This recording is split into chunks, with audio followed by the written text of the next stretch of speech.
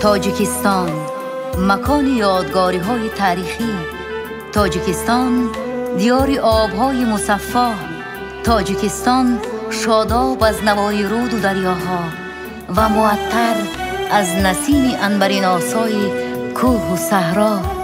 تاجیکستان کشوری نازنین ما، خانه امید تاجیکان دنیا. تاجیکستان سرزمین آریان باستان، کشوری آزادگان.